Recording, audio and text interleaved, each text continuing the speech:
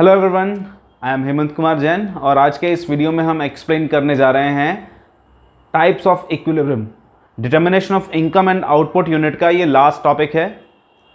So types of equilibrium की जब हम बात करेंगे तो यहाँ पर होंगे 3 टाइप्स ऑफ इक्विलिब्रियम।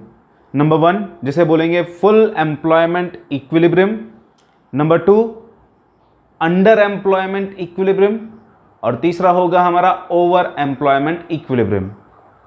सो आज के इस वीडियो में हम इफेक्टिव डिमांड या फुल एम्प्लॉयमेंट इक्विलिब्रियम के बारे में ही डिस्कशन करेंगे सिर्फ। सो आज का वीडियो हमारा थोड़ा छोटा होगा। इसके बाद के 2 वीडियोस में बचे हुए दोनों टाइप्स ऑफ इक्विलिब्रियम हम एक्सप्लेन करेंगे। So without delaying let's start today's topic. सबसे पहले हम बात करते हैं यहाँ पर अभी जैसे मैंने बताया फुल एम्प्लॉयमेंट इक्विलिब्रियम, इसे बोलते हैं हम effective demand. Effective demand. Under employment equilibrium इसे बोलते हैं डेफिशिएंट डिमांड। और जो ओवर एम्प्लॉयमेंट इक्विलिब्रियम है इसे बोलते हैं एक्सेस डिमांड। आज के इस वीडियो में हम सिर्फ डिस्कस करेंगे फुल एम्प्लॉयमेंट इक्विलिब्रियम के बारे में।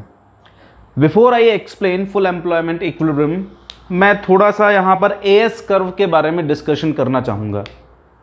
अभी तक हमने जो एएस कर्व बनाया है वो इस तरह से बनाया है। एक्स एक्सेस पे लिया income output employment, y axis पर हमने लिया एएस। तो जब हम एएस कर्व को बनाते थे तो ऑरिजिन पॉइंट से स्टार्ट होने वाला इस तरह का कर्व बनाते थे, इस तरह से एएस बनाते थे हम। 45 डिग्री स्ट्रेट लाइन होता था ये। 45 डिग्री स्ट्रेट लाइन क्या शो करता था कि ये एएस और आउटपुट या इनकम या एम्प्लॉयमेंट, एएस एंड आउटपुट दोनों के बीच में प्रोपोर्शनेट रिलेशनशिप है, यानी ये दोनों हमेशा एक फिक्स रेशियो में बढ़ते रहते हैं। जैसे अगर हमारा आउटपुट 10% बढ़ा है तो एएस भी हमारा उसके एक रेशियो में, जैसे मान लेते हैं 10% एएस बढ़ा, तो जब हमारा 5% क्या होगा, आउटपुट बढ़ेगा तो 5% ही एएस बढ़ जाएगा। तो इस तरह से दोनों प्रोपोर्शनेट होते हैं एक दूसरे के।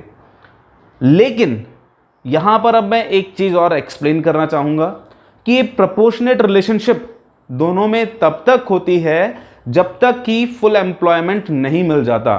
इकोनॉमी में जितने भी रिसोर्सेज हैं उन सभी को एम्प्लॉयमेंट नहीं मिल जाता जब तक ही ये प्रोपोर्शनेट रिलेशनशिप रहेगी।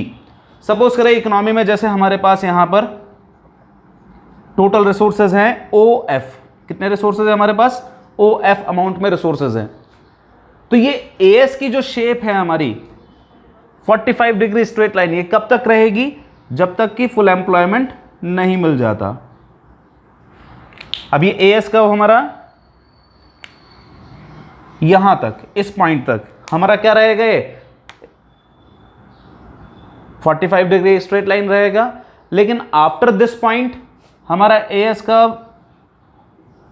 वाई एक्सेस के पैरेलल हो जाता है, यानी एएस कर्व में फुल एम्प्लॉयमेंट वाले पॉइंट पर एक मोड़ आ जाता है, किंक आ जाता है। क्या बोलते हैं इसे? किंक। किंक का मतलब होता है मोड़, घुमाव, घूम जाना। ये जो पॉइंट है, ये पॉइंट जिस पर किंक आ रहा है, इसको बोलेंगे पॉइंट ऑफ फुल एम्प्लॉयमेंट। क्या बोलेंगे इसे? इसे बोलेंगे पॉइंट ऑफ फुल एम्प्लॉयमेंट। ऐसा क्यों हुआ है? यहां पर आके मुड़ क्यों गया? बिकॉज जब तक हमारे पास रिसोर्सेज अवेलेबल होते हैं तब तक क्या होता है, एएस हमारा प्रोपोर्शनेट रेट से बढ़ता रहता है आउटपुट के साथ साथ। लेकिन जब सारे रिसोर्सेज को एम्प्लॉयमेंट मिल गया, हमारे पास टोटल रिसोर्सेज है OF, सबको एम्प्लॉयमेंट मिल गया, सबको काम मिल गया, land, labour, capital, natural resources जो भी थे सब के सब यूज हो चुके हैं।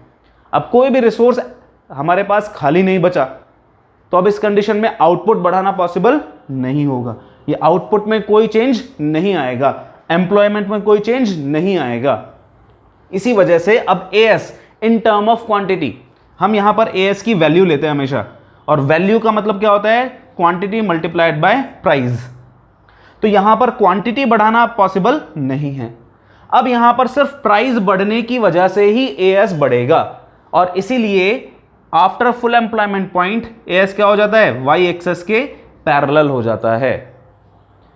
ये छोटा सा कॉन्सेप्ट मैंने यहां पर बताया।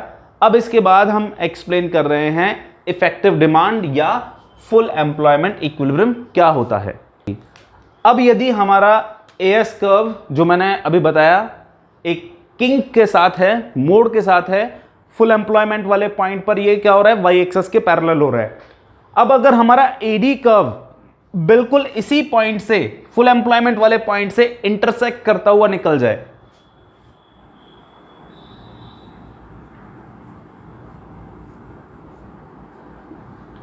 एडी प्लैंड कौन सा वाला कर्व है, हमने बताया था पहले भी, इस पूरे के पूरे चैप्टर में हम AD, AS, consumption, saving, investment जिसकी भी बात कर रहे हैं वो कौन से हैं हमारे, एक्सएनटी। एक्सएनटी माने प्लैंड है। तो जहां पर एडी प्लैंड किसके बराबर हो जाएगा, एएस प्लैंड के बराबर हो जाएगा, वहां पर इकोनॉमी को इक्विलिब्रियम मिल जाएगा। अब यहां पर एडी और एएस कहां पर एक दूसरे को इंटरसेक्ट कर रहे हैं, फुल एम्प्लॉयमेंट वाले पॉइंट पर। कहां पर इंटरसेक्ट कर रहे हैं, फुल एम्प्लॉयमेंट वाले पॉइंट पर इंटरसेक्ट कर रहे हैं। तो इसीलिए इसे बोला जाएगा फुल एम्प्लॉयमेंट इक्विलिब्रियम। और इस सिचुएशन में जो डिमांड होगी वो डिमांड कहलाएगी इफेक्टिव डिमांड। इफेक्टिव डिमांड क्यों कहलाएगी कि एडी का लेवल उतना है कि वो फुल एम्प्लॉयमेंट अचीव करा सकती है। इफेक्टिव डिमांड का मतलब क्या है, ऐसी डिमांड जो फुल एम्प्लॉयमेंट लेवल इक्विलिब्रियम को अचीव कर रही है, पूरे के पूरे रिसोर्सेस को एम्प्लॉयमेंट दे पा रही है, ऐसी डिमांड को हम बोलेंगे इफेक्टिव डिमांड। तो यहां पर हमारी डिमांड यानी AD curve, AD plan curve AS को फुल एम्प्लॉयमेंट पॉइंट पर काट रहा है, जिससे फुल एम्प्लॉयमेंट इक्विलिब्रियम मिल जाता है।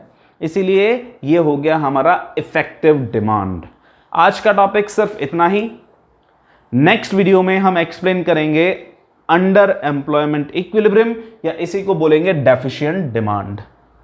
सो meet you soon in next video. Thank you, bye bye.